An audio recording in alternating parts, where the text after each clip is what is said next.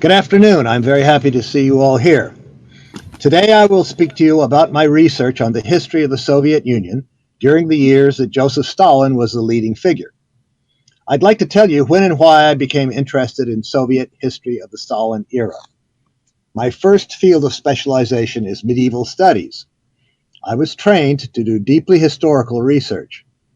For instance, to use primary sources in languages other than English. Never to rely on received knowledge or received opinion. Not to trust the opinions of recognized authorities. To check everything for myself. What interests me is the truth, both the truth itself and the search for the truth. I think this question, the truth, is very important.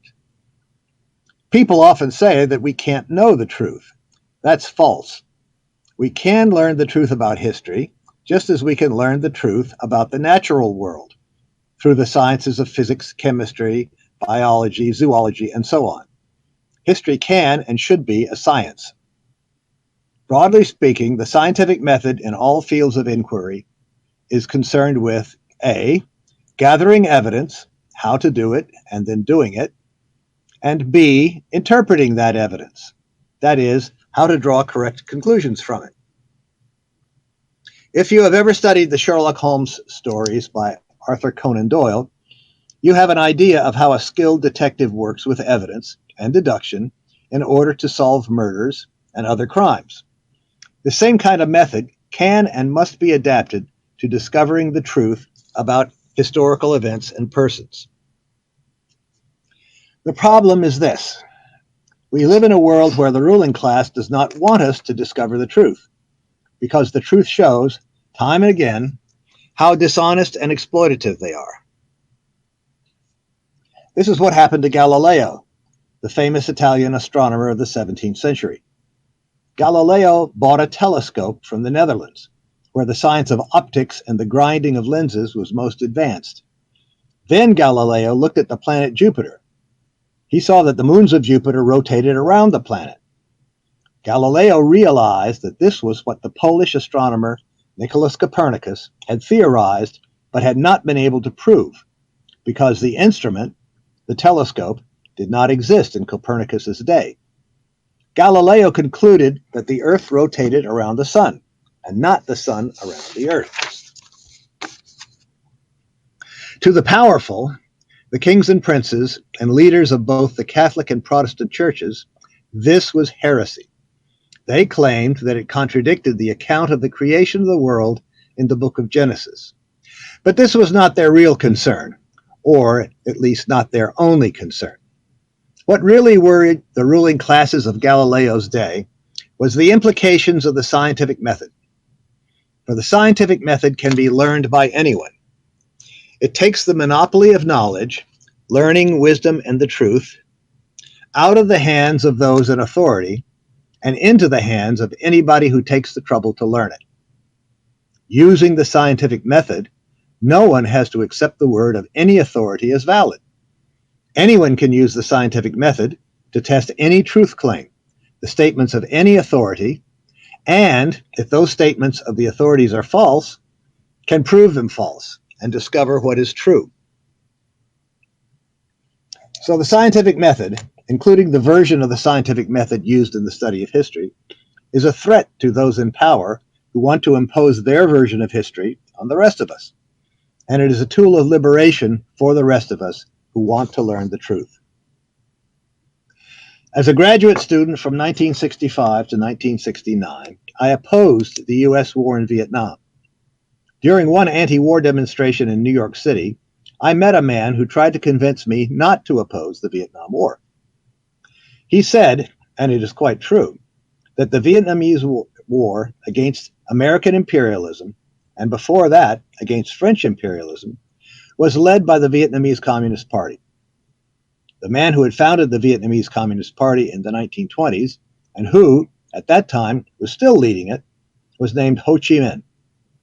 Ho Chi Minh had been trained in Moscow under the direction of Joseph Stalin, and then he told me, quote, Stalin had killed millions of innocent people. 20 million, I think he said. I recognize that this specific argument is a form of the slippery slope argument, a logical fallacy. I did not stop opposing the American war in Vietnam, but I made up my mind that when I had the time, I would look carefully into this business. In the early 1970s, I read the first edition of Robert Conquest's book, The Great Terror, first published in 1968. I was shaken by what I read. Conquest's book is a long series of one horror story after another, crimes and massacres supposedly committed by Stalin and the Soviet communists during this time. The book is more than 700 pages long. It is horrifying. I could read the Russian language since I had already been studying Russian literature since high school. So I made a particularly careful study of Conquest's evidence and the way he used it. During the next several years, whenever I had the chance, I took the bus from East Orange or Irvington, New Jersey, where I lived at the time, to the New York Public Library. The New York Public Library is one of the great libraries of the world.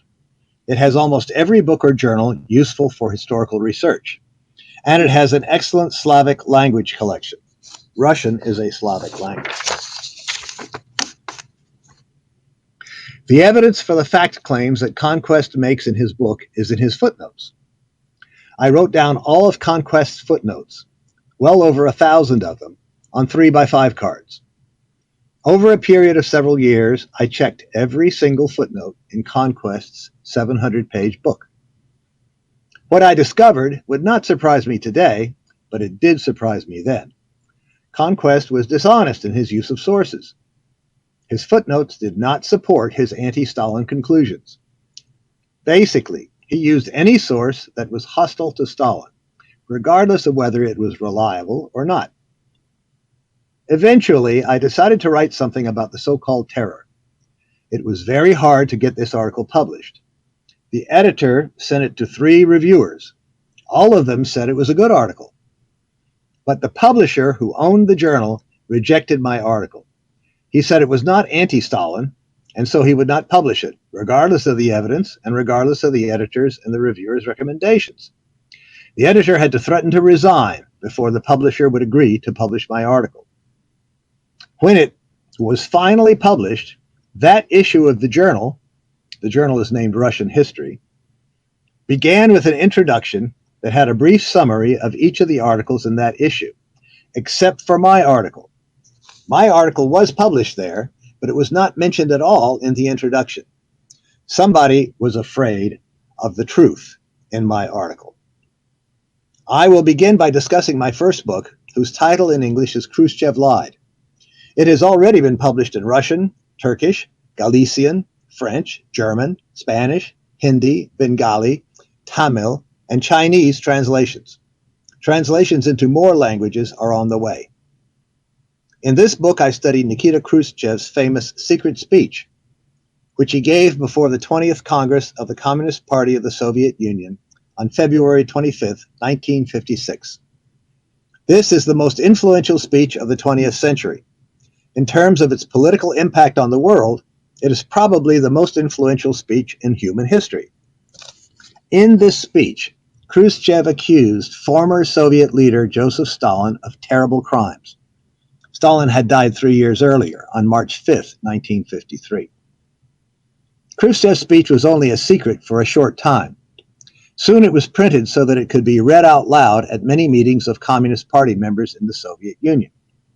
On June 5, 1956, the New York Times published an English translation that it had obtained for the American State Department. As a direct result of Khrushchev's accusations against Stalin in this speech, within 2 years, almost 1/2 of the members of all the communist parties in the West had quit their parties. The world communist movement had received a blow from which it never recovered. In October 1961, at the 22nd Congress of the Communist Party of the Soviet Union, Khrushchev and some of his top officials levied even more accusations of crimes against Stalin. After 1961, Khrushchev sponsored many books and articles by Soviet writers and historians. These works elaborated Khrushchev's accusations and made even more accusations against Stalin. These books and articles were eagerly collected by anti-communist writers in the West. The accusations in them became the basis of hundreds of books and thousands of articles about the horrors of Soviet communism during Stalin's time. These materials were published all over the world in dozens of languages and in millions of copies. Many of them were translated and smuggled into the Soviet Union and other socialist countries. These books and articles were the main sources for Conquest's book. Many of them are still cited, quoted, and footnoted by historians even today. Before 1956, the Trotskyist movement was very small and had little influence. Then Khrushchev's secret speech was published. Suddenly, Trotsky, who had spent his last decade of life accusing Stalin of large-scale crimes and falsifications, seemed like a prophet. Some communists quit their communist parties, walked across the street, and joined the Trotskyist movement. One of the leading Trotskyist writers today, David North, credits the sudden growth and influence of the Trotskyist movement to Khrushchev's speech. Trotskyist writers have been quoting it as fact ever since.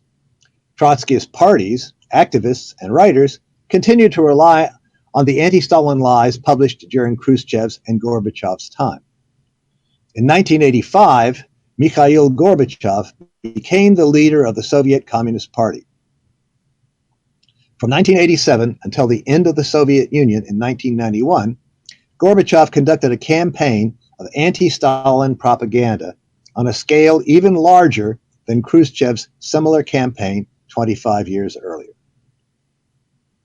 In 2005, I had for several years been studying documents that had been released from former Soviet archives after the end of the Soviet Union. During these studies, I had found evidence that Khrushchev had lied in a few of the accusations he had made in the secret speech. Eventually, I identified 61 accusations that Khrushchev made in that speech against Stalin or Lavrentiy Beria. I began to look for evidence about these accusations. I myself was shocked at the results of my research. I was able to prove that 60 of the 61 accusations in Khrushchev's secret speech were false. In the 61st case, I could not find enough evidence to determine whether Khrushchev's accusation was true or false. The implications of this discovery are hard to overestimate. First, the world communist movement had been fatally wounded by a speech that virtually everyone had believed to be true, but was in fact all falsehoods, most of them provable, deliberate lies. Second, since Khrushchev had done nothing but tell lies in the secret speech, did that not imply that Khrushchev had been unable to discover any genuine crimes by Stalin? Third, what other lies had Khrushchev and his men told about the Stalin period?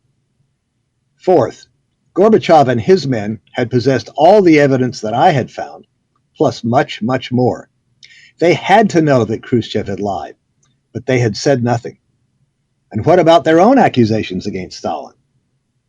Fifth, during the 1930s, Leon Trotsky had also accused Stalin of great crimes. The fact that Khrushchev lied suggested that perhaps Trotsky had been lying too. My book, Khrushchev Lied, was published in Russian in Moscow in 2007. It sold very well, over 13,000 copies of a very heavily documented scholarly book. But when it was published in English in February 2011, it went around the world. The implications of the fact that Khrushchev's famous secret speech is false from beginning to end are still being realized. Since 2011, I have written and published 8 more books in English and a number of articles. In all these works, I examine accusations against Stalin of crimes. So far, in every single case, I have found these accusations to be false. So far, I have not been able to verify a single accusation of crime against Joseph Stalin. My second book examines the murder of Sergey Kirov, murdered in Communist Party headquarters in Leningrad on December 1st, 1934. Just like Trotsky, Khrushchev wished to prove that Stalin had had Kirov killed. This was part of his plan to declare all the defendants at the Moscow trials innocent. Eventually, Khrushchev's top-level commission found that Stalin did not kill Kirov. But they could not or did not want to contradict Khrushchev's basic historical paradigm. So they concluded that Leonid Nikolaev, who shot Kirov and was caught on the spot, was a lone gunman. Stalin, therefore, must have had everyone else framed.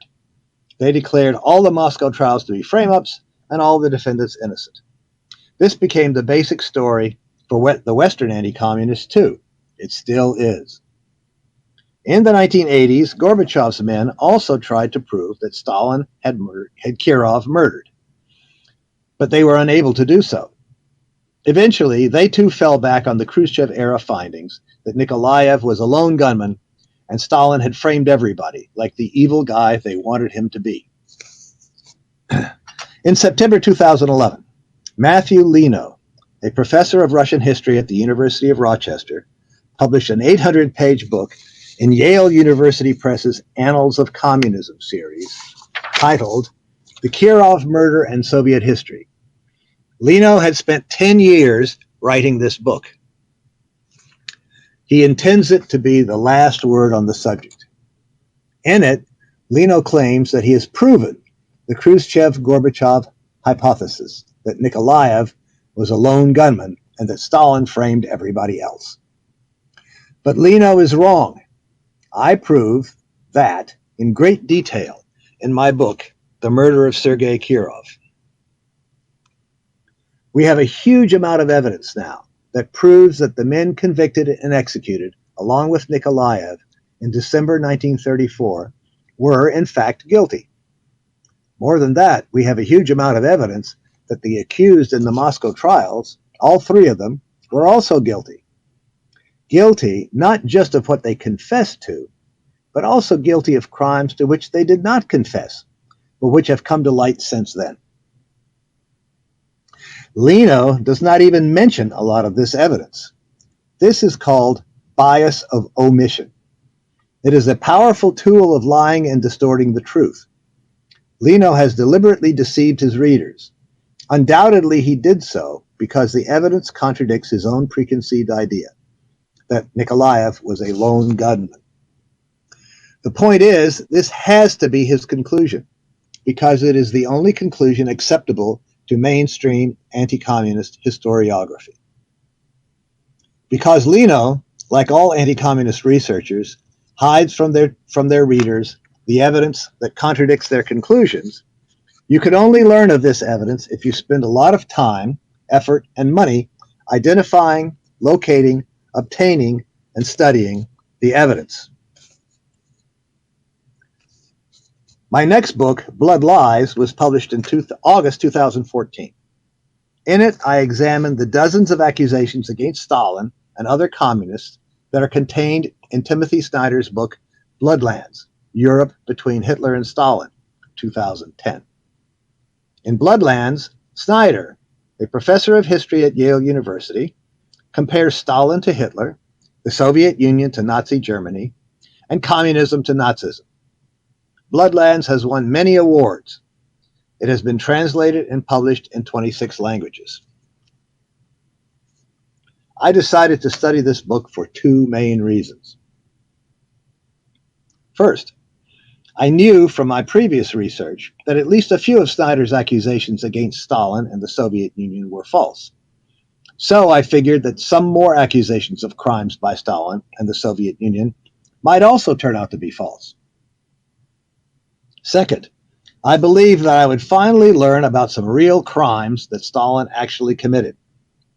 I reasoned that Snyder would certainly have found at least a few genuine crimes of Stalin. Snyder had the library and archival resources of all the Eastern European countries at his command. In addition, he had the help of all the resources of the anti-communist Polish, Ukrainian, and German researchers whom he knows personally and whose work he relies on. I was wrong. I spent 2.5 years checking all the evidence, every single citation in Snyder's book. Most of his citations are in the Polish and Ukrainian languages, so I had to study Polish and Ukrainian until I had learned these languages well enough to read them. I already knew Russian, French, and German. My research revealed that Snyder had lied about every accusation against Stalin, the Soviet Union, and pro-Soviet communists. Not a single accusation is supported by the evidence he cites, or by any other evidence. The implications of this conclusion are important. Neither Snyder nor any of the dedicated anti-communist scholars whose works he cites could find a single genuine crime by Stalin. This implies that there were no such crimes. For if there were any such crimes, surely this team of dedicated, highly motivated anti-communist researchers, with all the money, libraries, and archives at their disposal, surely they would have discovered at least one crime, if there were any. Here are a few examples of the alleged crimes of Stalin and the Soviet Union that I have discovered to be false. The supposed Soviet invasion of Poland of September 17, 1939, and the Molotov-Ribbentrop Pact. At a conference in 2008, an anti-communist liberal academic learned that I considered myself to be a Marxist and loudly challenged me. What about the Molotov-Ribbentrop Pact? I realized that I did not know very much about it, so I determined to spend some serious time researching it from primary sources in the original languages. I learned a lot. One thing I learned is that the Soviet Union did not invade Poland in September 1939, although virtually every history book today says that it did. I also learned that, of all the Allied countries, only the Soviet Union acted properly in a principled manner during the pre-war period. Leon Trotsky's Lies and Conspiracy with the Germans and Japanese. I have now written and published 2 books on what Leon Trotsky was doing during the 1930s. Here, too, the history that we have been taught and that almost everybody has accepted turns out to be false. In 2010, I published a long article in which I collected and then examined all the evidence I could find at the time of Trotsky's collaboration with Germany and Japan. I concluded that, on the evidence, any objective researcher would conclude that Trotsky had collaborated with these fascist powers. With the evidence we have today, no other conclusion can account for this evidence. In 2017, I expanded this article, adding much more evidence into my book titled Leon Trotsky's Collaboration with Germany and Japan, Trotsky's Conspiracies of the 1930s, Volume 2. Amalgam is the word Trotsky used for what he said were Stalin's falsifications. I've discovered that it was Trotsky, not Stalin, who was lying. My book, Trotsky's Amalgams, was published in 2015.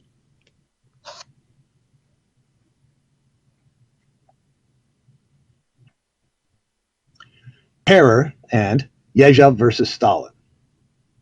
In 1968, British writer Robert Conquest published his book, The Great Terror, Stalin's Purge of the 30s. Conquest relied heavily on Khrushchev-era books and articles, which he cited without source criticism, as though the claims made in them were unproblematically accurate. Conquest's book proved to be of enormous value as anti-communist propaganda.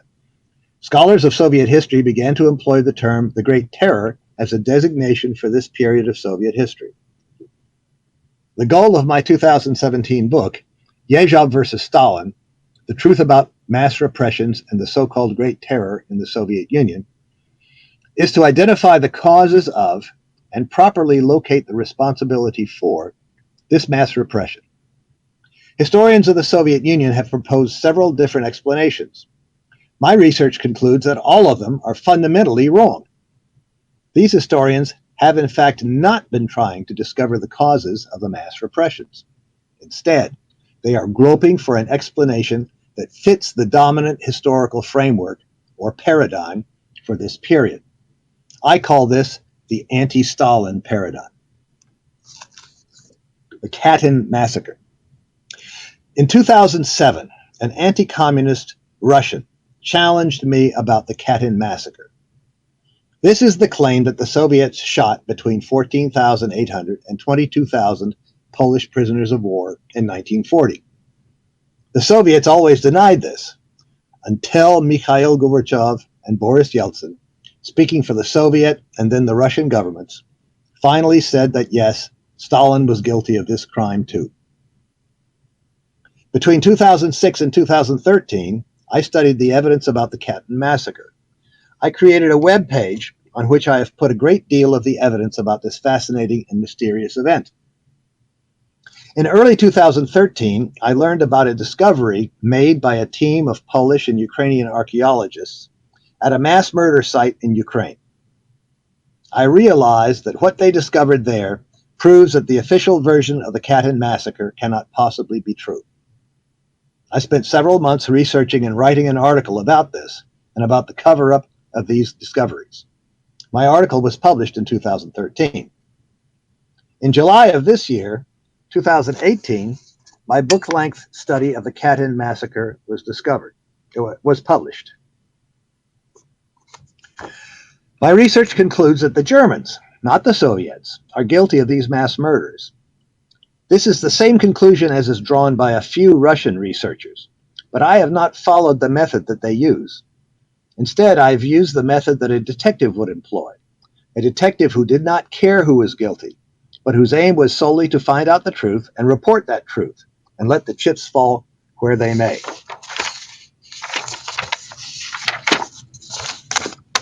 By that time, I had been studying Katyn for years. Once I began to systematically sort, categorize, and study this evidence, I realized that there are only a few bits of evidence that cannot possibly have been fabricated or falsified in order to bias the case in favor of one or the other version. So, in this study, I concentrate on these few bits of what I call the unimpeachable evidence, meaning evidence that it is impossible to discredit as evidence. This unimpeachable evidence is of two kinds. One, evidence that goes against the bias of those who produce the evidence. For example, the Germans admitted in 1943 that only German shell casings were found together with the bodies of the murdered Polish officers. The Germans would never have deliberately planted those German shell casings. Therefore, this evidence could not have been faked. Two, evidence whose significance the party which discovered it failed to understand, and so never used. Katyn is, quote, the best documented crime of Stalin, end quote. If Katyn is removed as a crime of Stalin, what crimes will remain to blame Stalin with? If it becomes widely known that Katyn was fraudulently blamed on Stalin, people will begin to wonder, what else is Stalin falsely accused of? And then, what will be left to uphold the Stalin boogeyman, the main form of anti-communism in the world today? Soviet guilt in the Katyn massacres is very dear to the hearts of anti-communists. Here are my experiences so far. 1. The president of the Polish Institute of National Remembrance sent a letter of protest about me to the president and trustees of my university. 2. I was invited to record a podcast in a New Books on Russian and Soviet Histories series. But when the professor in charge of all these podcasts heard my podcast, he refused to publish it. 10 days ago, I was kicked off the H. Poland list, a mailing list of researchers of which I've been a member for more than 6 years. The list manager also refused to publish the notice about my Katyn book in his monthly New Books note. I am presently protesting his actions, since, in fact, he does not have the right to do this. Stephen Cotkin, Stalin, Waiting for Hitler, 1929 to 1941. In October 2017, Princeton professor Stephen Cotkin published the second volume of his planned 3-volume biography of Joseph Stalin. It is 1,150 pages long, including 909 pages of text, 160 pages of triple-columned footnotes in tiny type, and 47 pages of bibliography, also in tiny triple-columned type. Obviously, very few people are going to read this monstrous book. probably none of Kotkin's readers, except for me, will check Kotkin's footnotes to see what he cites to support his fanatically anti-Stalin and anti-communist fact claims. My book will have 12 chapters, plus introduction and conclusion. 10 chapters are on the major events of the 1930s, about which all kinds of lies are normally spread. I will also have 2 chapters of miscellaneous falsehoods, which are very numerous. In each case, I have checked Kotkin's footnotes, and I prove that he has no evidence to support his accusations against Stalin. In fact, in some cases, the works he cites in his footnotes contradict his fact claims. Cotkin also engages in bias by omission. He omits important documents from the document collections that he himself frequently uses when those documents contradict the anti-Stalin paradigm. Bias by omission is one of the most effective means of falsification because only another scholar who is very familiar with the primary source evidence on Soviet history will know what Cotkin is leaving out. Whenever I find bias by omission, I cite the materials that Cotkin leaves out and that disprove his claims. I have discovered that very few people, no matter how motivated, will read books that are more than about 300 pages long. All my early books are between 400 and 550 pages in length. So I have made 2 decisions. First, beginning with Yejav versus Stalin in 2016, I keep all my books under 300 pages in length, and as much under 300 pages as I can. Second, I am planning to update, divide up, and republish a few of my earlier works as much shorter books. I have divided Trotsky's Amalgams, a book of 536 pages, into 3 shorter books. 2 of them have already been published, The Moscow Trials as Evidence and The Fraud of the Dewey Commission. The third will be Trotskys Lies of the 1930s.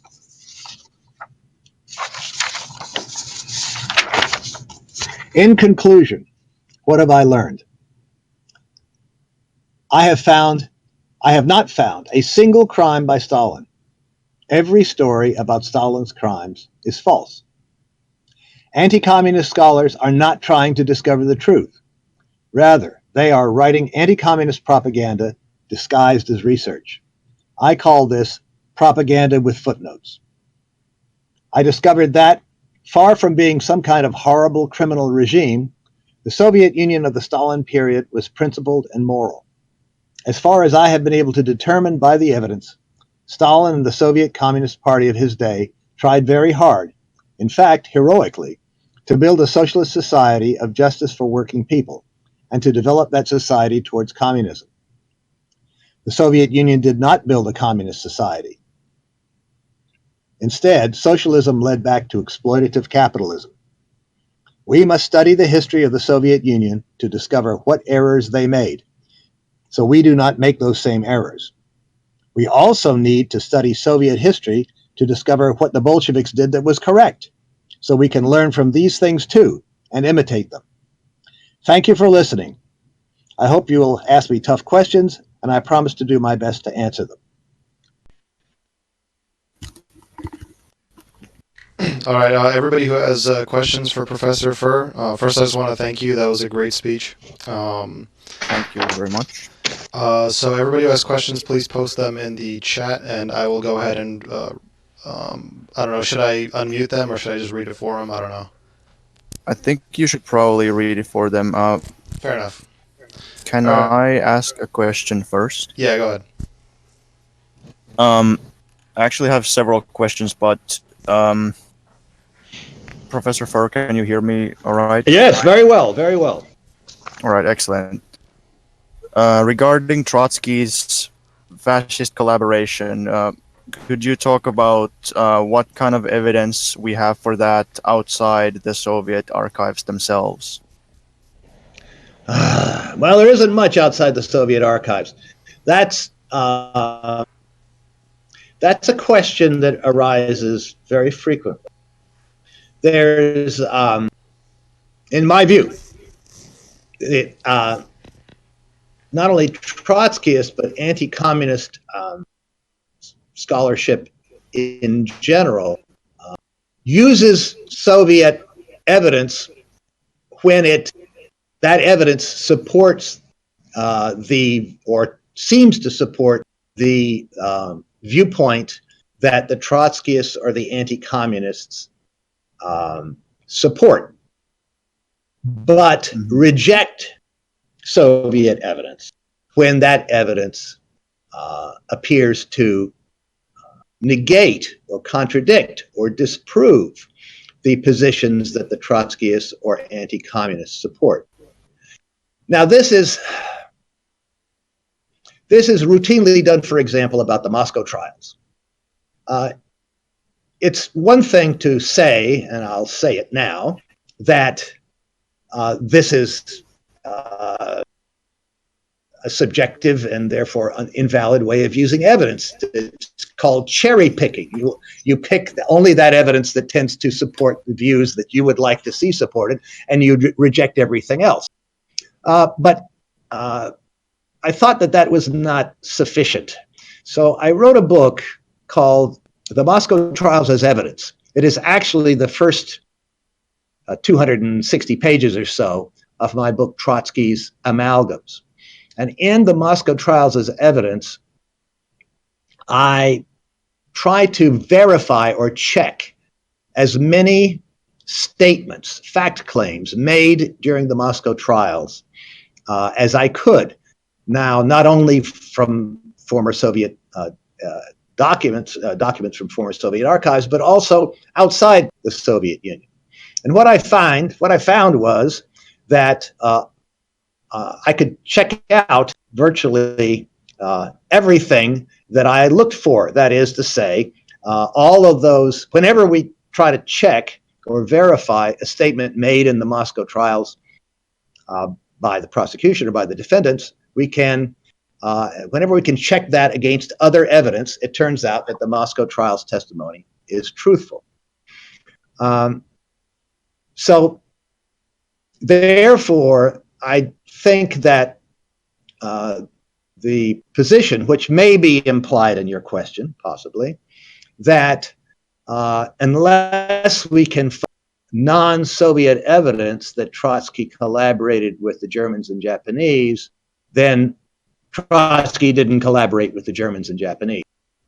I don't think that's a valid statement, but a valid conclusion. But it is true that we at least need to check the sources of the Soviet evidence against one another and see where it leads. There are a few non-Soviet sources that I do cite, that I can use. One is an important one, is the statements by General Genrikh Lyushkov, who was an NKVD general who defected to the Japanese in June 1938. Mm-hmm. Another are the reports from Zborovsky, who was an NKVD spy who managed to become Leon Sedov's most trusted confidant and aide. Leon Sedov was Leon Trotsky's son and basically his main political aide. So those are we do have some evidence. We also have indirect evidence that, for example, implicates Marshal Tukhachevsky, and that is to say, non-Soviet evidence implicating Marshal Tukhachevsky, and Marshal Tukhachevsky himself implicates Trotsky. But what we don't have is evidence from, let's say, Japanese or German archives that say, hey, we're collaborating with Trotsky, isn't that great? We don't have that kind of thing.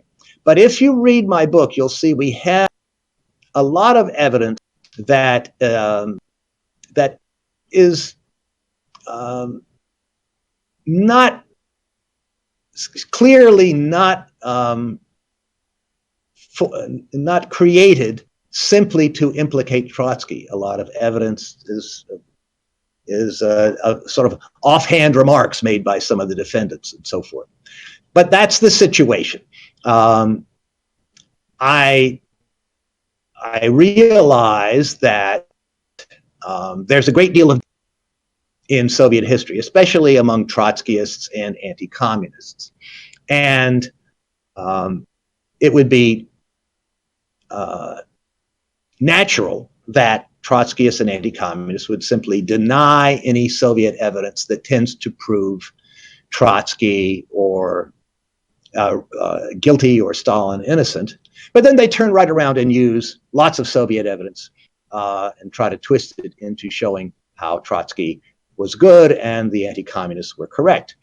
Vadim Rogovin wrote this, who was a Trotskyist historian who died some years ago, a Russian Trotskyist historian, wrote a multi-volume history of the Stalin years in Russian. And he cites hundreds and hundreds of documents, sometimes dishonestly, but often badly, so that the rejecting Soviet evidence when it contradicts your own preconceived ideas is simply methodologically in error, methodologically dishonest. I hope that answers your question. Yeah, I don't want to take too much time from the other people, but what I find interesting is that I believe in your work about Trotsky's fascist collaboration, you mentioned how, or maybe it was in some other book, I don't remember, but there is a historian named Karsten, I think, who found some documents implicating Tukhachevsky in the German archives, and I think those were only discovered like in the 70s or something. So it really makes you think. Yes. Since Nazi Germany fell decades earlier, who still kept all this evidence secret? Yeah, well, it's even better than that. There's a document. There's a document. Could you repeat that? You cut out. Certainly. Okay, I'm sorry. I'm going to, as soon as I can, going to publish a document from the Austrian archives. From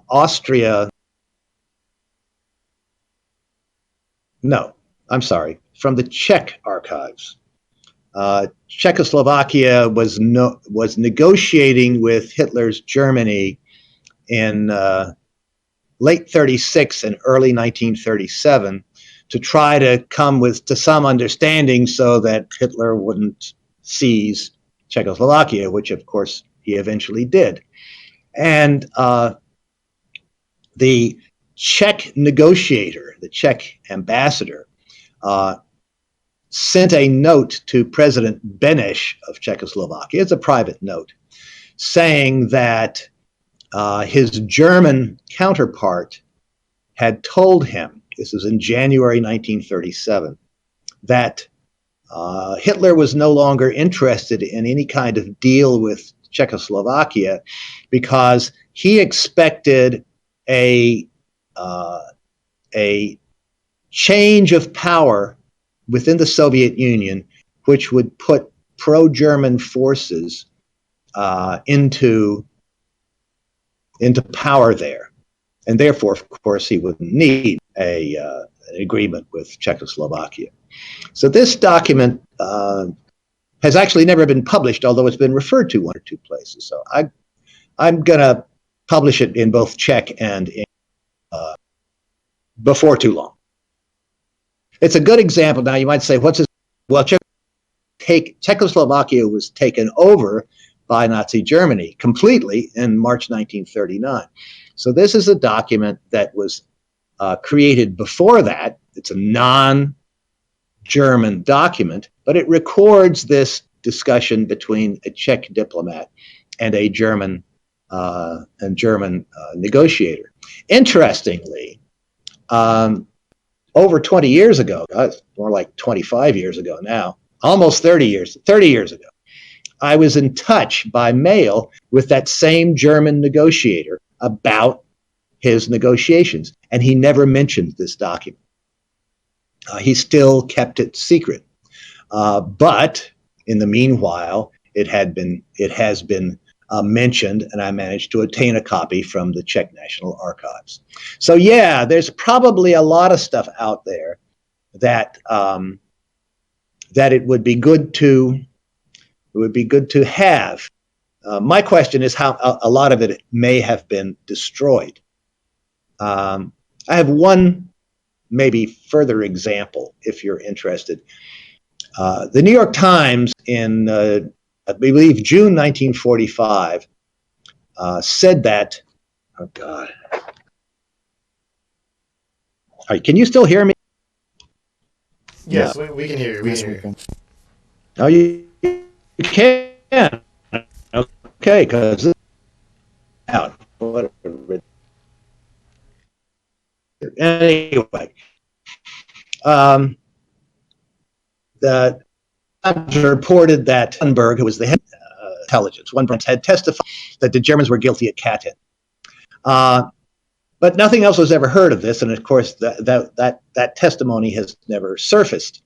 There's a book on Schellenberg by a European scholar who says that, well, Schellenberg was captured at such and such a date, but we don't have any interrogations of him until sometime later, and it's hard to believe that they didn't interrogate him in that time. So I have reason to believe that evidence has been destroyed or is still being suppressed as well. So I don't really expect that we're going to get German or Japanese evidence, direct German or Japanese evidence of Trotsky's collaboration with them. It may never have been written down, or if it has been written down, it may very well have been destroyed. That's why I started out by talking about the need to use Soviet evidence, which is the evidence we have, carefully and check it one piece against another and so forth and so on, but not to simply reject it. Because in fact, no one does that. Even the Trots and the anti-communists use Soviet evidence when they think it's in their interest to do so. They only doubt it. They only doubt Soviet evidence when it seems to contradict their own preconceived ideas. And of course, there's nothing scientific about that. Anybody there? Yes. All right. Thank you. Polinkazh, if you want to read the questions. Yeah. I'm going to read the first question, which is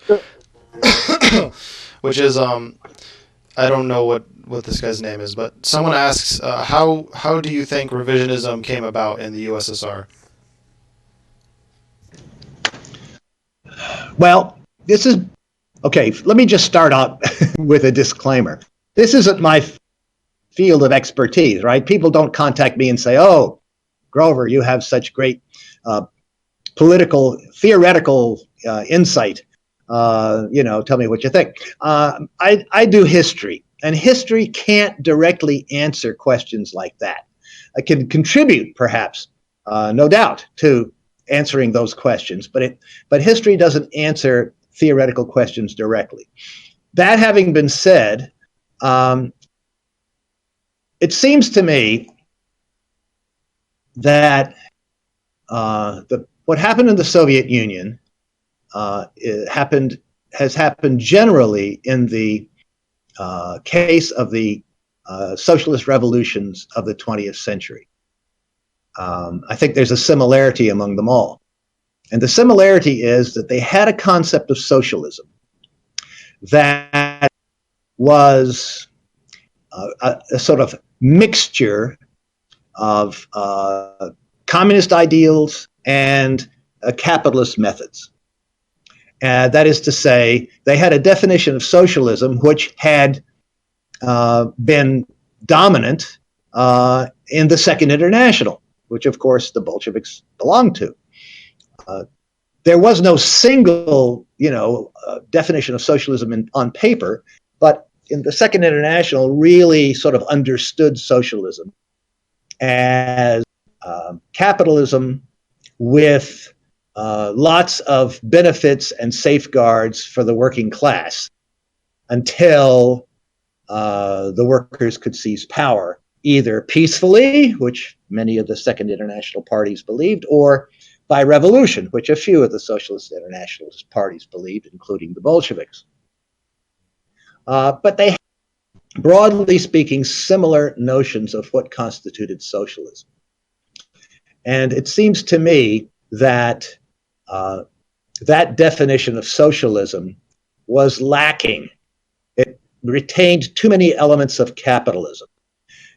And I think you have to have some sort of concept like that in order to explain the quantity leads to quality changes that took place in the Soviet Union, other socialist countries. I would argue that took place in China as well, much later on. Some sort of forces were at work even during the best periods that developed within existing socialism and contributed it to reversing it. For example, Khrushchev came from somewhere. Khrushchev's supporters came from somewhere. These people didn't just decide on their lies and their pro-capitalist so-called reforms overnight. So my feeling is that we need to study the socialist revolutions and societies of the 20th century in order to isolate those aspects of socialism that in fact contributed to the reversal of socialism. One example, and this is probably not the kind of thing you're looking for. One example, the Soviets had terrible trouble with their intellectuals. They privileged intellectuals. They privileged writers. They privileged not only engineers, and people who were involved in actual construction of, scientific and factories and production and so forth. They privileged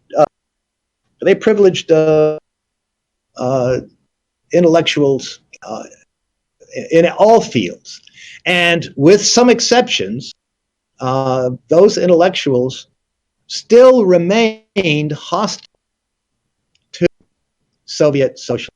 They thought that things were not good enough for them, that they should have more liberation, more freedom to do what they wanted, that they looked longingly at Western Europe and the United States as places where intellectuals were supposedly got more respect. They were never won over. By the time you get Gorbachev, Gorbachev and the attacks on Stalin that Gorbachev was leading, it's clear that there were, among Soviet intellectuals, there were a large number of devoted and bitter anti-communists who, of course, had jobs and who paid lip service to socialism and to the Communist Party and to the ideals of communism. But clearly, once 1991 came around, suddenly there was this huge cohort of dedicated anti-communist scholars who just started to pour slime not only over Stalin, but over the whole idea of socialism and public ownership, to say nothing of communism, just as bitterly and as devotedly as the anti-communists in the West. Those people, too, were cultivated somehow or other within the Soviet Union. So I'm not an expert on China. My impression is that there was a similar development in China. And so I think that we have to have a very serious, objective look at the notion of what socialism was considered to be in the socialist movements of the 20th century, including the Soviet Union. All right, thank you. I have my own question as well. How involved are you in Marxist theory and as a Marxist in general? How involved? Yeah, theoretically, like how much have you read regarding Marxism? Are you a very dedicated Marxist? Is my question. Well, yeah, I mean, I'm dedicated. I'm not saying I'm particularly, but sure, I've read. I've read and studied the Marxist classics for many, many years. Maybe I didn't explain very well. I really wanted to get onto Soviet studies, but it was the being involved in the anti-Vietnam movement that got me involved in Marxism. I didn't understand why the United States was involved in the war in Vietnam. And after a couple of years of being involved in the anti-war movement, so maybe around 1967 or something like that, somebody, some kind soul, whom I don't remember, that, you know, this is imperialism. The United States is there because of imperialism. And I said, oh, well, how does that work? And started to explain it to me. And then eventually I joined a Marxist study group. You know, there were plenty of them in those days. And away we went. But so my interest in Marxism, and then my commitment to Marxism goes back to those days, goes back to the Vietnam War era. All right, that's great. Garlic, you wanted to read your own question, right? Okay, I'm going to give you the opportunity to do that then. All right, go ahead and ask. Bella. 1 second.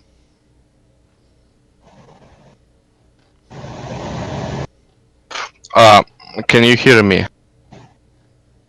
Yes. Okay. So, thank you again for your lecture. And my question is, there is a paper that's basically where Stalin says that he or Central Committee allows physical influence on interrogated people, and it was signed by Stalin and other top party members. I posted the picture of this paper. I wanted to know what your opinion on this. Well, I don't know if that's a picture of the. I actually discussed that in some detail in Trotskys Lies, which was my first book. So I don't have much to add to the discussion. But if you study that document, now I'm not saying the document is false, although Arch Getty, which is a name you may recognize, did say that document was, or came very close to saying that document was false in an article that he published 15, 16, 17 years ago. I'm not saying it's false, but if you read my account in Trotskys Lies, you'll see that it's somewhat complicated. The genuineness of this particular document, I think, is very much in doubt. That doesn't mean, I'm not saying that there was, by Stalin or the Central Committee or the Secretariat or somebody, that's.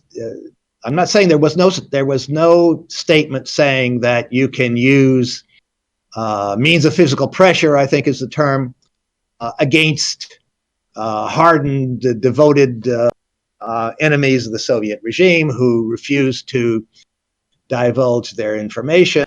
There may well have been such a document. I don't think it's this document, for the reasons that I set forth in Trotskys Lies. And it would be somewhat lengthy here for me to try to recall all of that argument here, but I would say look into it there. And as long as we're on the subject, oh, by the way, just if you take one good solid look at that document, you take a look at it, right? It says in the middle of the second page that it was typed in 1956. Now, I don't know. It just take a look at my discussion in Trotskys Lies. I think that specific document doubtful authenticity. But again, I'm not saying that there might not have been such a resolution or such a statement at some point somewhere. And Archgetty said that he saw such a document, but it was dated later in the year 1956. I'm sorry, it was dated later in the year 1939. Could be. I don't know. I mean, Getty said it. I wrote him some years ago about this. He said, no, this document, they weren't letting me make copies of anything in the archives, and I couldn't make a copy of it, and I don't have a copy of it. But I assume that I think he's telling the truth. Resolution of that dated later. So I think that this particular document, the one that you're showing here, and I also have put it online, by the way, it's on my webpage, is of dubious authenticity. Does that answer your question? Yes, thank you. All right. Next question is by Grant M. And he asked if you would put Trotskyists on the same level or almost on the same level as anti-communists. Well, the effect is anti. But I know some Trotskyists. So here's my take on Trotsky. Here's what I think. Hope that this answers your question. Yes, in effect, Trotskyists promote anti-communism. Now, I mentioned this somewhere in that book that I wrote. Trotsky didn't attack the idea of communism. Trotsky, in his own way, upheld the idea of communism. And Trotskyists today, at least the ones that I'm familiar with, in their own way, uphold the idea of communism in some fashion or other. So they're not anti-communist, which Stephen Cotkin, the professional anti-communists, are, overt anti-communists are. They're not anti-communists in that sense. They are anti-communists in two interesting ways. First of all, they partake in the cult of Trotsky. They have an uncritical adulation for Trotsky and his works, and they believe everything that Trotsky wrote. Now, this is not compatible with Marxism. Marx's favorite slogan, which he wrote down in, I think, 1865, was doubt everything. You can't be a Marxist. You can't really be a Marxist and be a Trotskyist. Or let me put it this way.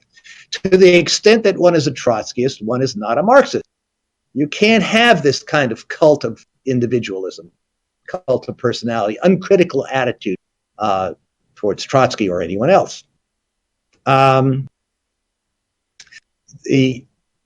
second reason is that they spread Trotsky's statements, Trotsky's anti-Stalin statements, as though they, without questioning them, without investigating, without double checking them in the way that I double check, all of this material, all of this research that I do, all these fact claims and so on. In my book, Trotsky's Amalgam, which I admit is a pretty long book, but in the central section, the part about Trotskys Lies, I write 3 or 4 which I take a number of Trotsky statements that he published in the during the 1930s in various venues, including the Bulletin of the Opposition, which was his major journal, and check them. I picked out statements that could be verified,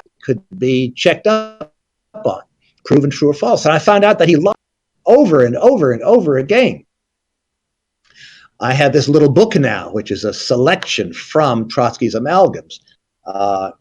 It's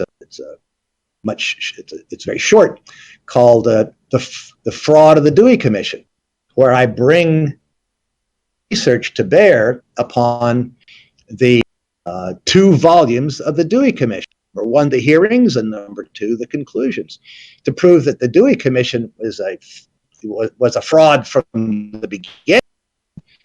But members of the Dewey Commission, who declared Trotsky to be not guilty, even the members of the could certainly not have come to that conclusion if Trotsky had told them the truth. Well, now we know that Trotsky told the truth. And it isn't just Grover Furr who says this, because, why would Trotsky? Pierre Brouet, who was the most famous and celebrated Trotskyist historian in the world, because in the 19th, he showed, mainly from his studies of the Trotsky archives at Harvard and also at the Hoover Institution in Stanford, California, Pierre Brouet documented a number of lies that Trotsky. So what happens is that the Trotskyists simply ignore this stuff. Now, Brouet published it, and he remained a staunch anti-Stalinist and Trotskyist till his dying day. Brouet never drew the conclusions that flow from. I do that in my book, Trotsky's Amalgams, and of course I made some discoveries of some other lies by Trotsky as well. But the Trotskyists never even paid Pierre Brouet's work. And why is that? Presumably because they just don't want to. That proves Trotsky's state undermines his authority. It certainly disproves the Dewey Commission, and so they ignore this stuff. In fact, they ignore anything that contradicts their anti-Stalin and anti-Soviet conclusions. So in that respect, it is anti-communism, and it's similar, more similar than different to the overtly pro-capitalist anti-communism, like Timothy Snyder, Stephen Cotkin, or Robert Conquest, who unknowingly falsify their evidence. Does that answer your question? I assume so. Thank you. Could we could maybe try a couple things to make the audio quality better? Sure. Who knows? Like, if we is manual input sensitivity better than automatic?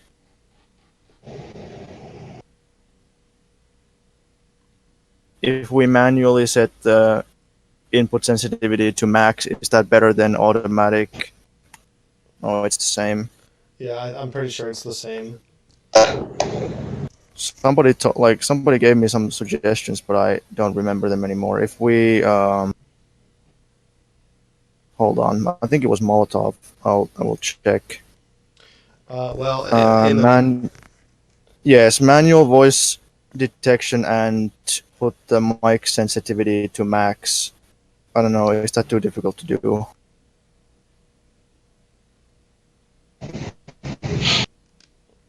Maybe it is. I think yeah, I did reduce the bit rate a little bit, slightly, very slightly.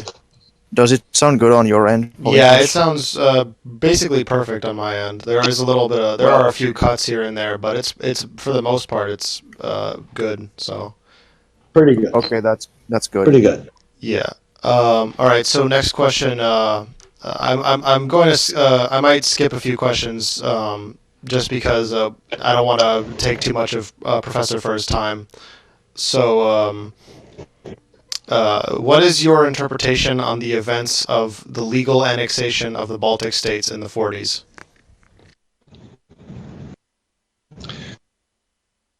Okay. You hear me? Yeah, we can hear you. Okay, good. All right. So before I undertook this job of writing this book on Volume 2 of Stephen Kotkin's biography of Stalin, which I've been involved in for the last 12 months, really. The book was published in October 2017. Of course, first I had to read it, which is a big job. But at any rate, before that came out, so back in 2000, I was researching on the Molotov-Ribbentrop Pact. I did a lot of research. I wrote a draft, but I need to do more. I'll come back to it sometime. I'm saying that because I was in the process of studying the annexation of the Baltic states at the time. There's a pretty good article by Jeffrey Roberts on this some years ago. But in general, all that much in English. But let me just say very briefly what I can recall from that period. In Estonia, Latvia, and the communist, come on. Just a second, I'm timing out. It's all right. Take your time.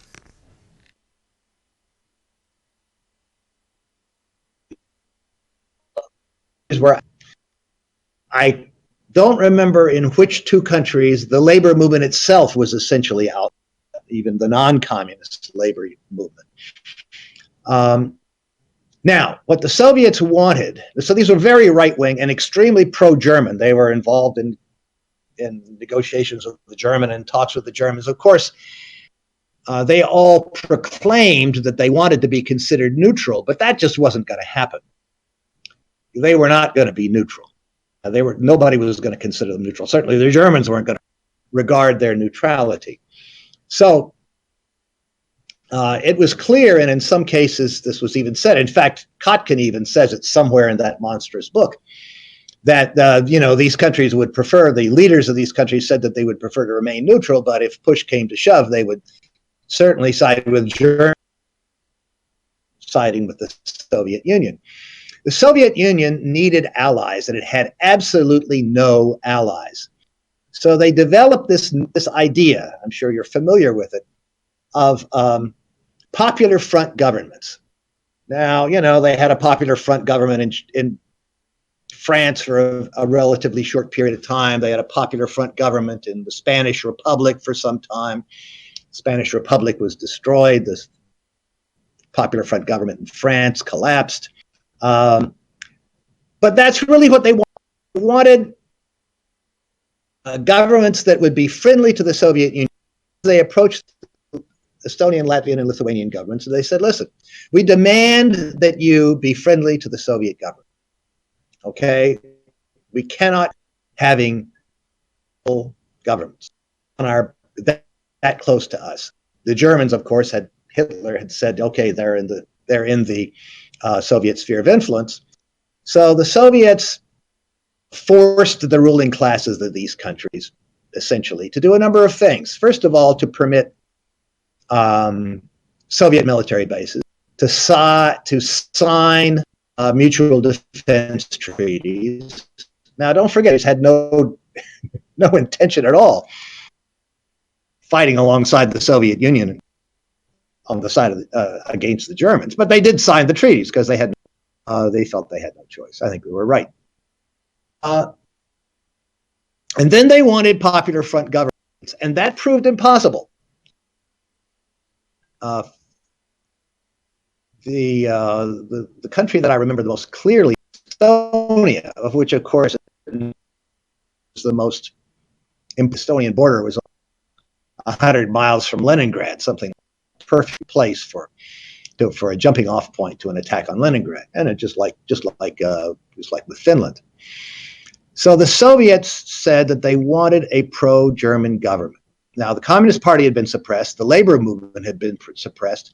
There simply weren't any, there were no social democrats. There were no left liberal politicians. They had not been permitted. These were very, what happened in Estonia, the Estonian Communist Party, of course, came out. They were very active. they were leading force among the working. They didn't want a pro-Soviet government. They wanted amalgamation with the Soviet. So the way that I remember the research that I did, the Soviets were reluctant to go along with this, but they felt that they had the only alternative, that there was nobody around to form a popular front government. So they had this election, and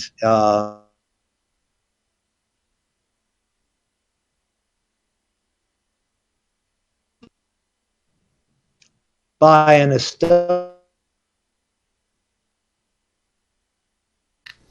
sorry, Professor Furr, you're cutting out a little bit it was right now. published in this. Just wait a second and then continue. Sorry, there's an interesting book.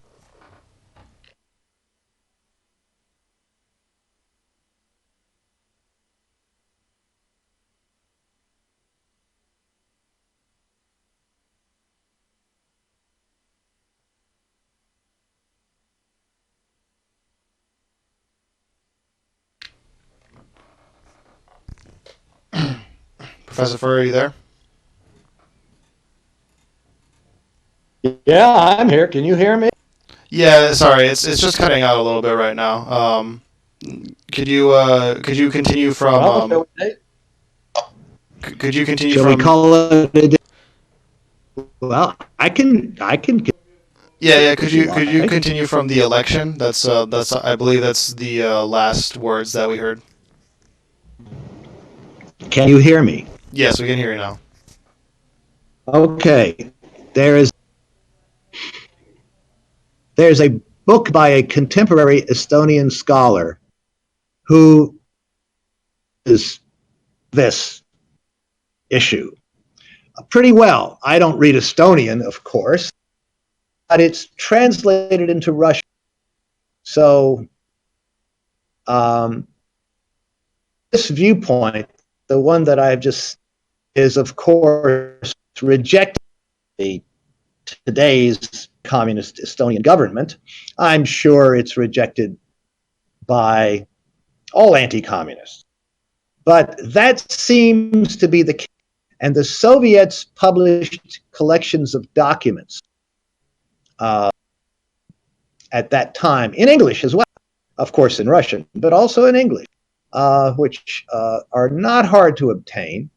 And that seems to be the situation.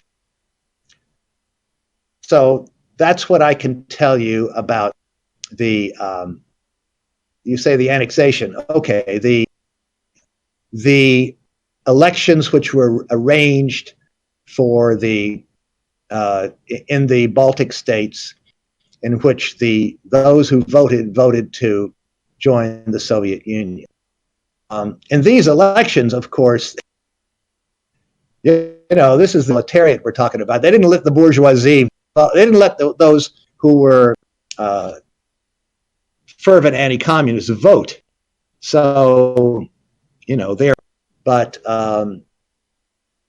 that's the situation. The Soviet Union was simply not willing to hold the concept of the independence of the Baltic states higher than its need to keep the Baltic states either to the Soviet Union. And the governments at that time were simply not going to remain even neutral, even in a popular front kind of government. They were all itching to ally with Germany, whom they saw as their defenders against the Soviet Union. The same kind of thing could be said about Poland. So the same kind of thing could be. So the Soviet Union was in a position where it had to take the steps that it needed to take in order to keep armies as far, or the Finnish army, as far away as possible. And had it not done so, taken over, amalgamated, let's say, Estonia, just as it not pushed the border with Finland back as a result of the Russo-Finnish War, Leningrad might very well have fallen. Can you hear me? Yeah, we can hear you. Okay, Leningrad probably would have fallen. It almost fell as it was. And we know from Hitler's Ost general plan East that Hitler's plan was to destroy Leningrad, to raze it to the ground, and to simply shoot any of its inhabitants who during this process. So the casualties would have been much, much worse. Also, Leningrad, of course, was a major industrial center for the Soviet Union. So it would have been a catastrophe, not only for the Soviet Union, that the Soviets understood, for the Allies in general, it would have been a Allies, the Molotov-Ribbentrop Pact, which pushed the border of the Soviet Union hundreds of kilometers to the west, was very important for Soviet survival, too. I mean, the Nazis came within 100 miles or so of Moscow. And that was because, at the 1939 Soviet border, at the pre-1939 Soviet border, they would have had several hundred kilometers less distance to travel. They might very well have seized Moscow. That would not have been good. So I think that the Soviet Union did what they needed to do. Okay, we're going to take, I guess, I don't know, how much more time do you have, Professor Furr? It says 12:38 here on this computer. I mean, I can continue.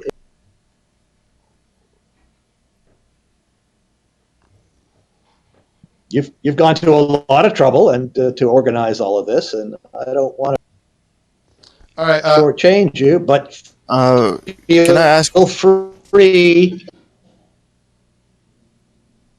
Sorry, for how long?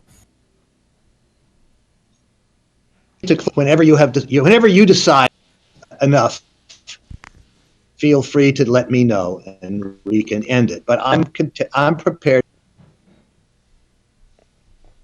All right. Well, I don't want to take too much of your time. So I think I'm just going to take 3 more very interesting questions.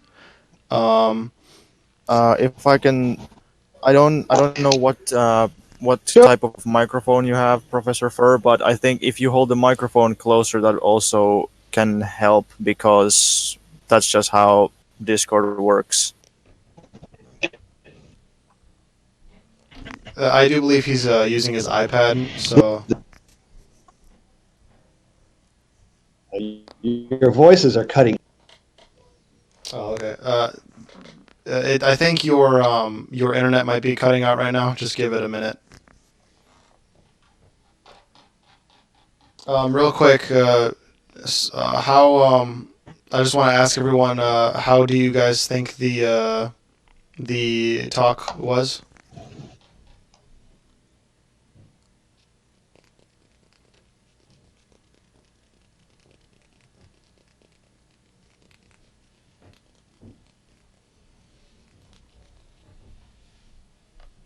All right, can you hear us, Professor Furr?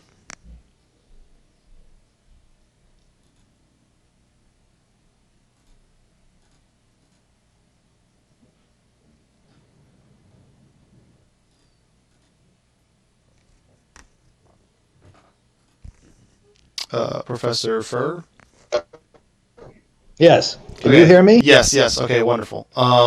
Yeah, so I just asked everyone how they felt about the talk, and everybody seems to say that it was a very great talk. So I just want to thank you again for that. But let's continue with the questions. So I'm going to. I'm sorry.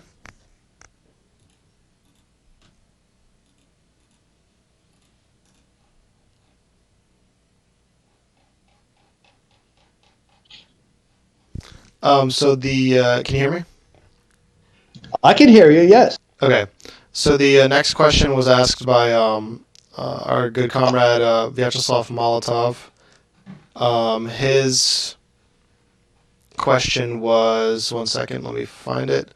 How would you explain the contrast between independence referendums in various republics in late 1991 and the all-union referendum in March 1991? The all-union referendum had a large-scale majority in favor of the union, while the independence referendums had a majority supporting independence. Another question. I have not studied the Gorbachev era of the raising, but I haven't looked carefully in it. My field is really the Stalin period, and so I don't want to spread the ignorance too much. I don't really have any kind of independent interpretation. All right. All of that. Then we'll move on. I don't know. I don't know history. Yeah, Stalin period. I know that better. All right. Well, then we'll move on to Heitor's questions. I'll just let you ask him yourself, Heitor. So I'll unmute you. Hold on. Okay. There you go. Go ahead, Heitor. Okay. So my question is: have you known Ludo Martens, and have you ever read his book about the fall of the Soviet Union and of the Eastern Bloc? And if so, what are your thoughts on his analysis of the fall of the Union?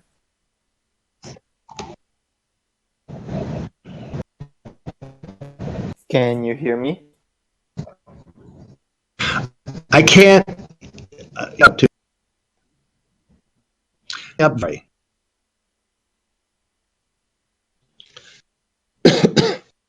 Wait, did you hear my question?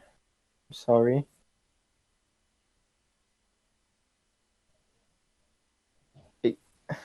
I can't hear anything. Heitor, give it a moment.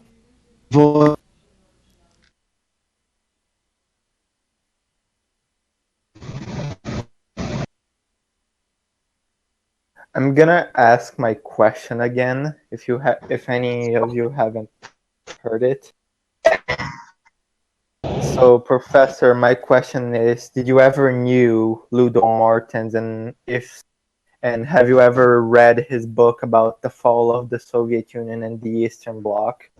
And if so, what is your opinion on his analysis on that book, which is? If you're talking, do you mean another view of?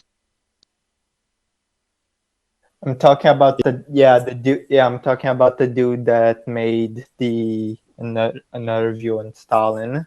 Okay, that a couple of things. First of all, that book, Fall of the Soviet Union, that book was first published in the late 1980s. That's number one. Well, number Ludo Martin's, heart was in the right place. Let's put it that way. He was deeply suspicious, as many others, of Khrushchev's, the Khrushchev statements, claims about Stalin's crimes and so forth. He was deeply suspicious of that. He wasn't the only one. That was I would say, a very influential book in its day, in let's say the 1990s. Did not read Russian. He, used what sources he could find in Western European languages. So, in its day, I certainly read it a number of times back in the 1990s. Once I became aware that documents from former Soviet archives were beginning to be published, and that I could access them, I could get copies of them, study them. It soon became clear to me that Ludo Martin's book was out of date. So that's what I would say about it today. It's seriously, seriously out of date. Not only because Martins didn't know Russian, but even if he had known Russian at that time, the documents from the former Soviet are available. So it's seriously out. But in his day, I certainly remember reading that book and making copies, Xeroxing copies. I remember Xeroxing, having photocopies, 5 or 6 copies made for my daughter, who gave them to her friends. This is back in the 1990s. It certainly was at that time.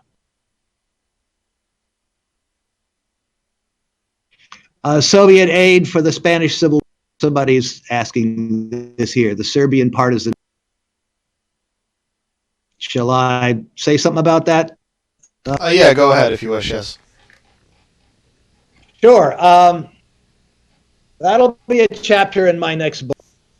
I've also excerpted it. As an article, and I'm going to try to get it published separately. Although it's not going to be easy, given the bias of even the leftist journals out there. There are very, very few even leftist journals that will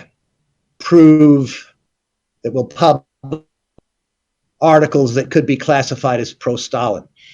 2 journals that I have published in a few years,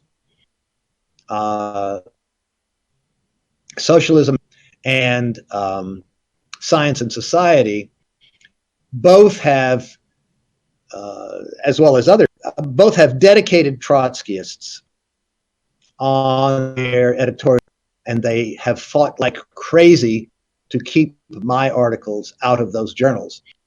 I'm fortunate that in a couple of cases I was able to get some articles published in those journals, but that is very difficult. There really are no academic journals, even leftist journals. I'm not talking about journals affiliated with political parties here, with communist or socialist political parties. That's a different matter. But in terms of academic journals, there really are no academic journals radically to what people regard as a pro-Stalin viewpoint. But I have excerpted that stuff. Briefly, the version of the Soviets' role, the NKVD's role in the Spanish Civil War is very, very serious.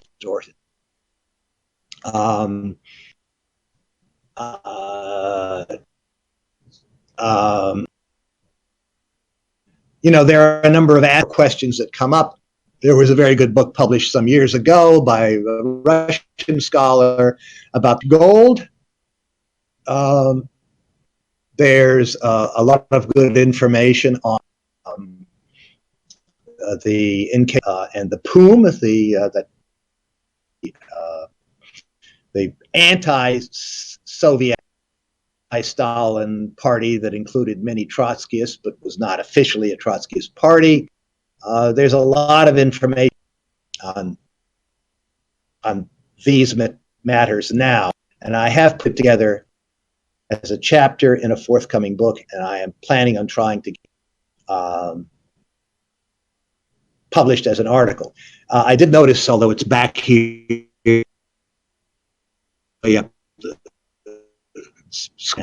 did notice Soviet. There are some very good scholars on the Spanish Civil War who acknowledged that the Soviets gave a lot of aid. The NKVD, people who were Trotskyists allies, Trotskyist who were ferociously anti-Soviet. I do cover this in my article, and you know, it would take me a long time to go through the details, but yes, the NKVD role and the Soviet-Spanish Civil War has been viciously slandered and lied about ever since George Orwell, and before George, and certainly by most anti-communist scholars. Definitely. Here's a picture of something. What does it say? The next question that I did want to get to is Karitanov asked, one moment, let me find it. I saved it from earlier. One moment, just give me a second. Where is this? Okay. No, that's not there. All right, there we go. Karitanov asks, what are your thoughts on the system of Yugoslavia and the Tito-Stalin split, and was it justified? Oh, I get asked that a lot, and I have to say that I have been so busy studying the 1930s that I have not yet gotten very far into the 1940s. And so I cannot, one thing I know, that if you haven't studied the primary sources in any subject, whether it's Soviet history or anything else, if you haven't gone through the process of identifying, collecting, studying primary sources, your opinion isn't worth anything. That's what from my study of Soviet history in the 1930s. And so I don't really trust anything I've by any authors who have not done that. I have to the Tito-Stalin split, and therefore I would prefer to say I don't know. And just parenthetically, I think the words "I don't know" are very important words for responsible Marxist scholars to utter. We should not pretend to know more than we do, and to give conclusions simply out of ideology, the logic, theology, or whatever, out of our bias, our predilections, out of our preconceived ideas. I don't know about the Tito-Stalin, and I haven't researched it. I would like to leave it at that. Okay. Also, a Vietnamese comrade asked a question about the supposed rape of Berlin. Hold on, let me get the actual question. There's a lot of questions here, so let me just scroll up. All right, what about the rape of Berlin? Is not my strong point either. I'm not aware of. What are you talking about? Vietnamese comrade asks, what about the rape of Berlin, which people think the Red Army raped those innocent people under the command of Stalin? Oh, you're talking about the German women? Well, more so, the notion that the Red Army invaded Berlin and then, raped innocent people, essentially razing the cities, et cetera, et cetera. Sure. Yeah, well, I put together some of that. I mean, I've looked into it to a certain extent. Let me say this. Rape was a problem in all of the Allied armies. And a couple of years ago, a book appeared in German. I have it in my office the other day. I'm not sitting in my office right now, called Als die Soldaten kamen, which means when the soldiers came. It's a book about Allied rapes in general. I don't doubt, in fact, I think it's accepted, that there were incidents of rape by Red Army soldiers of women, for example. There were incidents of rape by soldiers of the other Allied countries. It's just that those incidents of rape are not have not been written up very much until perhaps very recently. I quote an article in my book, Blood Lies, a Times article that talked about this subject. And since then, this German book has come out. So,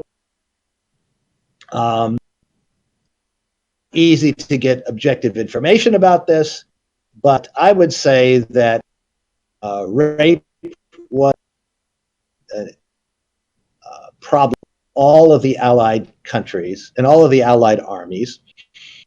And in order to compare them information, say, well, it was a bigger problem for the Soviets, the Americans, or a problem, you know, in order to do that kind of thing, you would need to have a lot more information than I think has been gathered. The Soviet Union was the Red Army was basically occupying countries which had been to the Soviet Union, had participated, either were very hostile to the Soviet Union, even Poland, for example, where the Polish Home Army was extremely hostile to the Soviet Union, even collaborated with some instances, or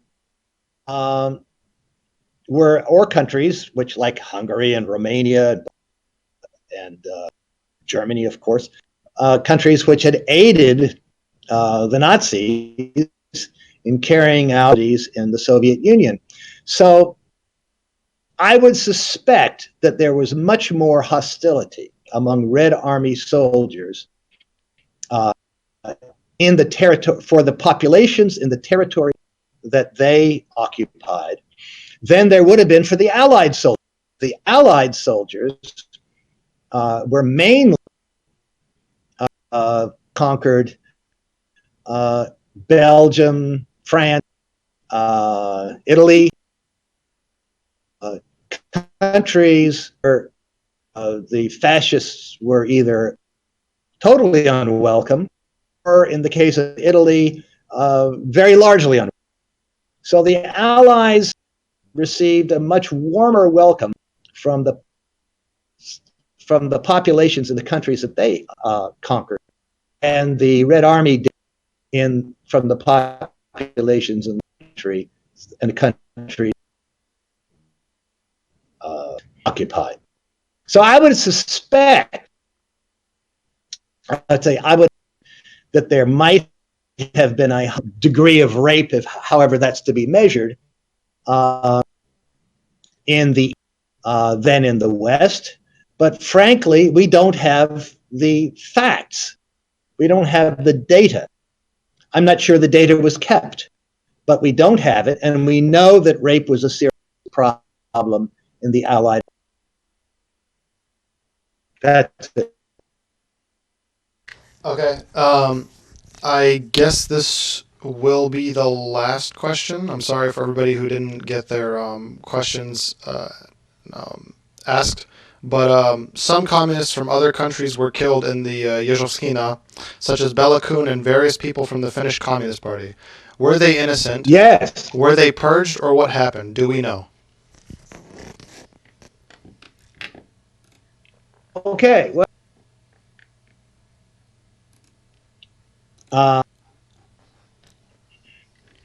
back about 20.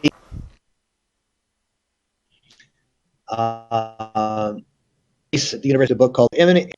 It was an incredibly good book in its day, and it's still a pretty good book on the Comintern. It of course doesn't have all of the information that I'd like to have, but it has a fair amount of information, including a lot of documents, a lot of statements, confessions, discussions in the Comintern that. In which it is alleged that Belakun was involved in the right Trotskyist conspiracy, the right-Trotskyist conspiracy against the Soviet Union. Okay, that's that book 20 years ago. About the same era, there was a book published by Osip Pyatnitsky's son, Vladimir Pyatnitsky. Osip Pyatnitsky, as you may recall, was commentary 5 when he was replaced by Georgy Dimitrov. And Pyatnitsky was arrested in 1907 and ultimately executed in 1939 or 8. Vladimir, you understand me? Yes. You hear me? Okay, Vladimir Pyatnitsky, Osip Pyatnitsky's son, was a World War II, remained in the Soviet Union, was very actively, but always was convinced that his father grew to hate Stalin, was one of the founders of the Leningrad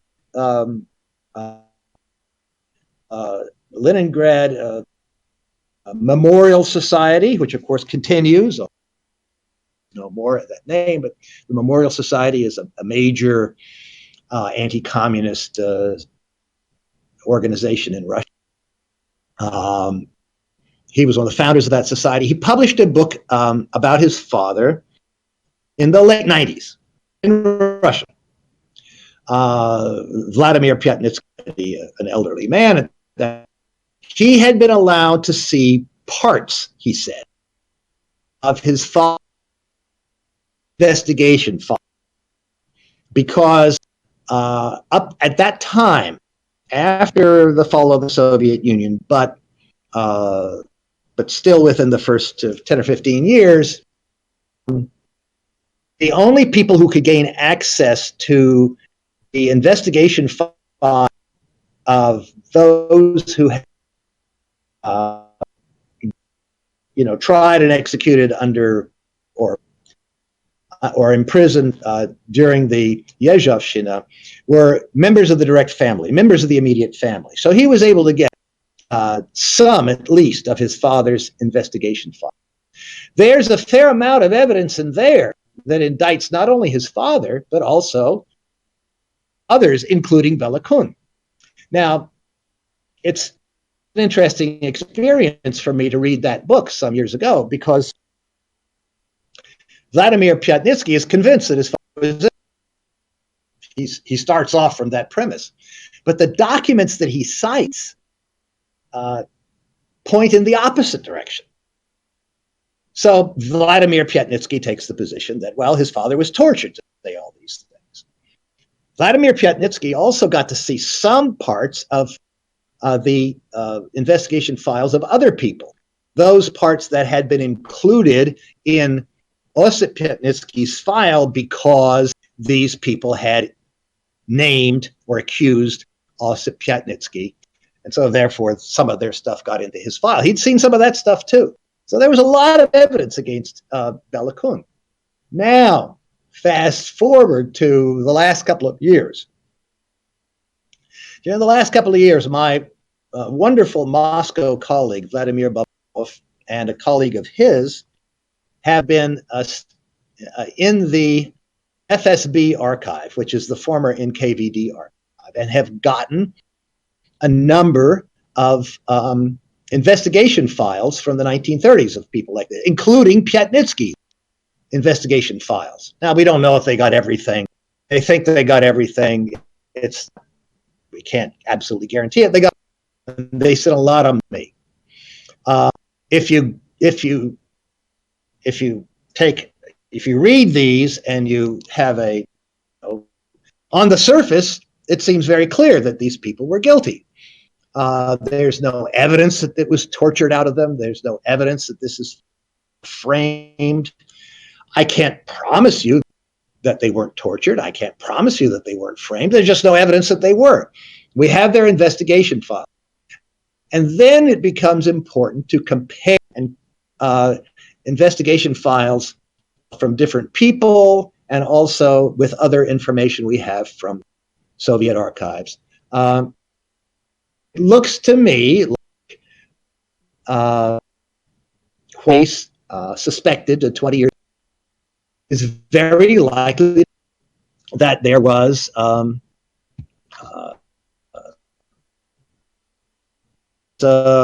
a fierce Comintern, people like Bellakun. Now, Betsky and Bellakun have been rehabilitated. That's what makes it possible to get these files today. To my knowledge, very few people are interested. My colleague Vladimir goes there with his friend to get this material. And he says, basically, nobody's asking. Nobody's asking for Isaac Babel's investigation file. Isaac Babel was a famous executor. He was named by yejav. Nobody's asking for Vladislav Meyerhold's investigation file. He was a theater director, a very famous guy who was also named as a spy by yejav, who was executed in 1940. These people it's assumed, idly assumed, that all these people were, but now that it is possible to get a lot of the evidence against them, whatever it's worth, but we can get it, seems that practically nobody is interested. My colleague Vladimir is interested, but he and I are in certain figures, and there are a great many historical figures whose files exist there. So I would suspect that Bellakun's file may very well be available. But in order to get it, you have to go to the FSB archive in Moscow. You have to somehow or other set up, as Vladimir has, a good working relationship there. And you have to request it. And then at this point, you have to copy out the documents by hand. Vladimir has not yet informed me that he's been able to take, like say, a digital camera and take pictures of pages in the file. As far as I know, he still has to roll out, which is a step, copying it all out with a pencil on another piece of paper. But these documents are, in some sense, publicly available. So, provided that people take advantage of this material, we're in a position now to know an awful lot more than we knew before. I have some of this material, not about Bellakun, but about others. In my book, Yejav versus Stalin, we have Stanislav Redin. He was an NKVD, a high-ranking NKVD man, one of Yejav's right-hand man, was executed around the same time that Yejav was. We have his investigation file. It's because evidently Khrushchev demanded that he be rehabilitated back in the 1950s. Under Gorbachev, his case was reconsidered, and the Soviet courts decided that he should not have been rehabilitated. But statute of limitations had expired, and it was too late to rehabilitate him. And at this point, the FSB archive has decided that they are only going to release for study files from people who have been rehabilitated. But surely that includes Bellakun. It doesn't include people, unfortunately, like yejav. We would love to have his investigation file.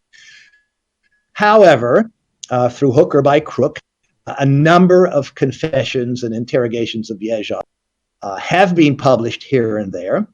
I put them together on my webpage back in 2010. I draw heavily upon them in my book, Yejav versus Stalin, which is published a couple of years ago. So the answer is that if there were interest in looking more deeply into the question of the so-called Great Terror of the Yejavshchina, including executions, trials of people in the Comintern, I think the documentary situation is much, much better today than it ever has been before. But it seems that at this point, nobody is looking. Okay? All right. So one last thing.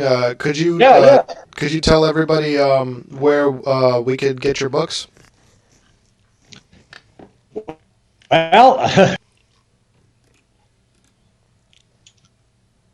they're all listed on my, which I'm sure if you just Google Grover Furr homepage, I'm sure it'll pop up. There's no need for me to give you this complicated URL.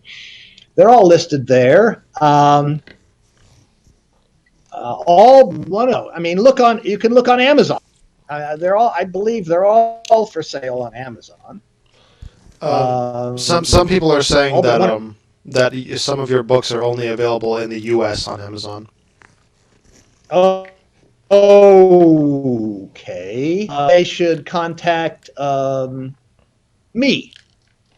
You should give them my email, and I can direct them either to my publishers. I've got a couple of different publishers. Either my publishers' web page, because I know he sends stuff abroad, or there's one more thing you should know. This is good for the future. Everthrust Press is changing his printer from being whoever his printer in Ohio is to Amazon.com, because Amazon.com has a self-publishing, has a printing, essentially a printing and publishing facility. And that they offer their books for sale. They offer the books for sale in Europe, so that you can actually buy some of my books already in Europe, and you don't have to pay the tremendous mailing costs from the United States to Europe. You have to pay the costs from let's say England to other parts of Europe, but that's much, much cheaper. So look on my homepage, and if that's not enough, send me an email, and I can help you further once you've emailed me. There is a problem, which is I don't have, the worldwide publishers. So yes, it is expensive to mail to other parts of the world from the United States, but there's deal with that, at least in some cases. So if you can't find them on Amazon or on my homepage, then email me and something. All right. Well. Okay. Well, thank you very much for coming on to our community and doing this talk. If everybody could thank Grover Furr in the chat. So thank you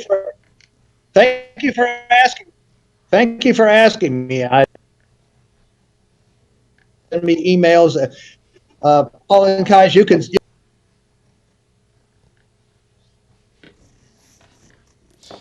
Glad to hear from you. All right. If everybody could clear out, I do have a couple extra questions just between you and I, but I'll just ask after everyone's cleared out. So if everybody could please clear out of the channel, that would be nice.